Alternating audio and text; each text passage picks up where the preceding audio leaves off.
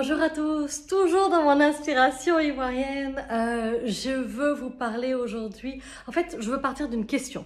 Une question que l'on m'a posée lorsque je donnais une formation dans un groupe qui me disait Zara, j'adore les outils, par contre ça me ramène à aller parfois regarder les moments qui sont plus difficiles dans mon passé.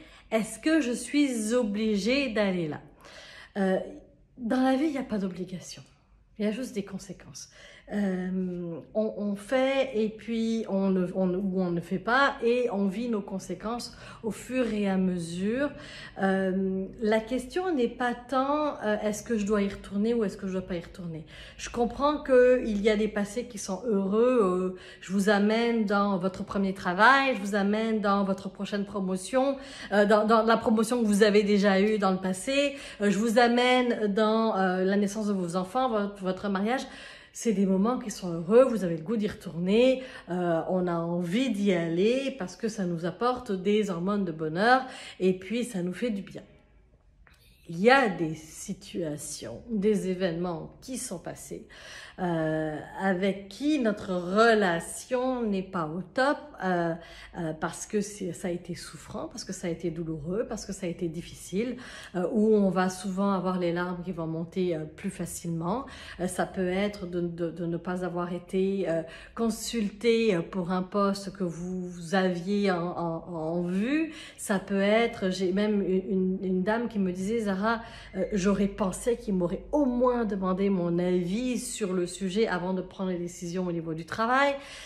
Ça peut être une personne qui a vécu de l'intimidation au travail et ça peut être des événements aussi qui sont beaucoup plus loin et qui nous ramènent très loin dans le passé. Enfin, vous le savez, quand je donne des formations, parfois mes souvenirs remontent à loin et puis là je dis ah oui c'est vrai, c'est ça qui m'a causé ça et c'est ça qui a fait que et j'ai cru ça et donc finalement j'ai commencé ma vie avec ça.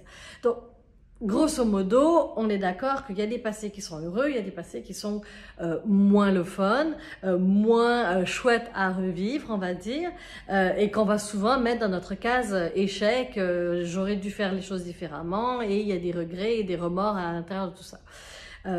Et c'est souffrant. La question de est-ce que je dois y retourner ou pas, c'est pas vraiment l'important, c'est de pouvoir plutôt réaliser que est-ce que ce passé-là a encore un impact sur vos décisions présentes.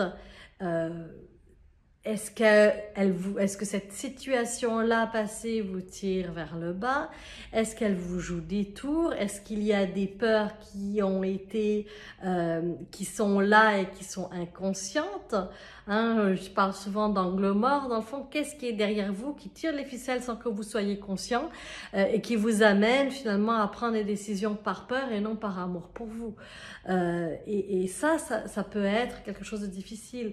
Je vais revenir très rapidement sur un des thèmes sur la relation à l'argent qu'on a déjà abordé. Quand j'étais en mode stress de je dois en faire, je prenais pas forcément les bonnes décisions parce que je le faisais par peur. Alors qu'aujourd'hui, c'est beaucoup plus, ok, ma dernière question c'est, et ok, et comment on va voir arriver ce projet-là et combien ça rapportera. C'est beaucoup plus le qu'est-ce que j'ai comme impact, comment je vais pouvoir le faire et on regarde ensemble par la suite si je veux le faire ou pas en fonction du cachet ou autre. Donc, c'est de réaliser qu'à la base, on doit avoir ces angles morts. Mais quand je vous parle de cette relation à l'argent, où j'avais ces objectifs-là qui n'étaient pas atteints, où finalement je me mettais ce stress-là à vouloir atteindre mes objectifs, j'étais pas dans un mode de grand bonheur. J'étais dans un mode de stress, j'étais dans un mode de peur de ne pas y arriver, un mode de peur d'échec, un mode de qu'est-ce qu'ils vont dire, qu'est-ce qu'ils vont penser, etc. etc.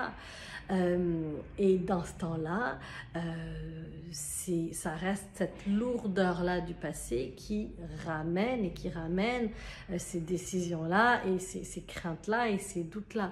Donc, il a fallu faire un travail de fond au complet où j'ai eu à reprogrammer mon cerveau, reprogrammer mes manières de faire, reprogrammer ma façon de fonctionner pour m'assurer de voir les choses complètement différemment et pour choisir et décider de faire les choses différemment. Donc pour la question de est-ce que je dois aller dans le passé, c'est à quel point vous êtes en souffrance et à quel point vous êtes prêt à voir les choses changer. J'ai toujours, les personnes qui vont venir me consulter, c'est toujours des personnes qui ont essayé plein de choses et pour qui ça n'a pas fonctionné et qui disent, bon, mais là, j'ai vraiment besoin d'aide. J'ai une personne qui m'a dit, écoute, j'écoute des YouTube, j'écoute tes vidéos depuis quelques années et il me reste ce petit à aller chercher. Et ce petit à aller chercher, ben, ils viennent consulter et ils viennent voir ou en tout cas, ils se font aider. On peut le faire seul, certaines personnes ça marche et pour d'autres ben, il faut aller beaucoup plus loin et c'est pas forcément on gère dans le présent, donc on regarde dans le présent c'est quoi qui coince, on se met des objectifs dans le futur assurément et on regarde dans le présent c'est quoi qu'on peut faire différemment pour pouvoir avancer. Forcément il y a des discours, il y a des souvenirs qui vont arriver et qui vont monter. Et ça se peut que ce soit souffrant. Est-ce que vous avez atteint votre limite et est-ce que vous voulez le régler? Et c'est là que je veux vous amener.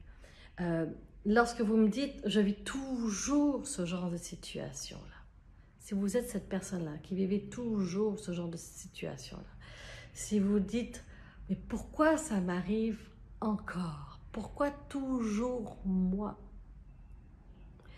Si vous êtes dans l'espace où vous tournez en rond et plus vous essayez, moins ça fonctionne et vous ne voyez plus la lumière finalement au bout de votre action et au bout du tunnel parce que vous dites, oui mais je fais le tour et j'ai l'impression de faire du surplace au final. Si vous êtes dans cet espace où il n'y a plus de goût, il n'y a plus de sens, et vous voulez changer parce que ça apporte une certaine frustration, c'est là que les gens vont décider de changer. Puis le corps va s'en charger, vous le savez, enfin vous avez des personnes, ou peut-être vous avez vécu à un moment donné un arrêt de travail pour une dépression, pour un burn-out, pour la santé physique, parce que le corps ne voulait plus fonctionner. Le corps, il connaît ses limites. Le corps, si vous ne les prenez pas, si vous ne le réalisez pas, le corps va vous arrêter de toute façon. Et vous allez avoir besoin de vous questionner. La majorité des gens vont dire, bah, écoute, je suis passée à travers tout ça dans ma santé physique, j'ai dû prendre un arrêt de travail. Et c'est là maintenant que je me pose des vraies questions, c'est quand j'ai pris le temps de décortiquer, de regarder et de réaliser ma manière de fonctionner, ma manière de faire qui n'était pas forcément la plus écologique qui soit. Donc lorsque l'on parle de cette lourdeur-là, c'est toujours ma question pour vous à ce point-ci, c'est avez-vous atteint votre limite? Et avez-vous atteint votre limite et dans quel domaine? Vous avez plusieurs domaines dans votre vie, hein, le travail, la relation de couple, la relation avec les amis, la relation avec les enfants, l'argent, la relation au sport, à l'alimentation, etc., etc. Vous regardez tout ça et vous dites, ok, moi, mes nœuds et mes nerfs de la guerre, pour le moment, il y a des petites guerres intérieures, c'est dans ces domaines-là. Est-ce que je suis prêt à faire les choses différemment? Est-ce que je suis prête à me remonter les manches et à aller prendre ma lampe de poche et regarder à l'intérieur pour aller vérifier si je peux faire les choses différemment et comprendre pourquoi je fonctionne de cette manière-là pour pouvoir agir par la suite différemment dans notre présent. Parce qu'au final, c'est en agissant aujourd'hui sur ces éléments-là que vous allez voir des résultats. Mais si vous continuez à fonctionner de la manière passée, vous continuez à créer les mêmes résultats. Donc ne soyez pas étonnés que si vous continuez à fonctionner depuis 20 ans de la même manière, c'est les mêmes résultats qui vont arriver. Vous plantez des choux, vous récoltez des choux. Hein? Ça, c'est la base. Donc, assurément, faites les choses différemment. Alors, ma question pour vous, dans quel domaine avez-vous atteint votre limite et qu'êtes-vous prêt à faire pour pouvoir transformer, changer, modifier, vous regarder, limer certains endroits, peut-être changer votre sphère professionnelle aussi, ou vous allez peut-être vous attirer d'autres personnes pour pouvoir faire les choses différemment. Peut-être vous avez besoin d'aide. De quoi avez-vous besoin? Alors, je vous dis à la prochaine inspiration, puis écrivez-moi, vous savez que je vous lis. Ciao! Vous avez aimé ce que vous venez d'entendre? Je suis certaine que ce qui suit va vous intéresser. Le 14 et 15 octobre prochain, je vous propose de créer ensemble une rampe d'énergie Lumina pour pouvoir incarner et libérer votre potentiel au travail et dans sa vie. Qu'est-ce que l'on va faire ce 14 et 15 octobre prochain en présentiel, hein, en personne? On est au métro Mont-Royal dans une belle salle lumineuse de Qigong. On va aller dans la journée 1 aller nous positionner notre je suis. Qu'est-ce que ça veut dire? Lorsque l'on est positionné à l'intérieur de nous, lorsque l'on sait qui on est, lorsque notre je suis est posé, on arrive à booster notre confiance. On arrive à avoir une belle image de nous, à avoir de la confiance et à avoir de l'amour de soi. Donc, on va travailler là-dessus toute la journée. La deuxième journée, ce que l'on va faire ensemble, c'est la gestion des émotions. Une fois qu'on a pris le temps de positionner qui l'on est, une fois que l'on est clair à l'intérieur de nous, de notre confiance, de notre valeur, on est capable de rentrer en relation avec les autres. Quand on est capable de rentrer en relation avec les autres, qu'est-ce qui se passe? Hop, parfois, ça coince, ça grince. Bien entendu, nous sommes des humains, c'est totalement normal et on gère les émotions. Donc, on va aller ensemble reprendre notre pouvoir émotionnel et gérer notre stress toute la journée. Je vous parle de plusieurs exercices concrets où on va décortiquer ensemble parce que c'est là que je crois que le travail se fait réellement. Et après, on va aller l'intégrer, parfois en méditation, parfois dans des échanges de groupe. C'est extraordinaire. Alors, c'est le 14 et 15 octobre prochain. La salle est déjà réservée. Les inscriptions ont commencé et j'ai hâte de vous rencontrer en personne, de vous voir. On va passer un merveilleux moment ensemble. Donc, le 14 et 15 octobre prochain, je vous dis à tout bientôt. Ciao!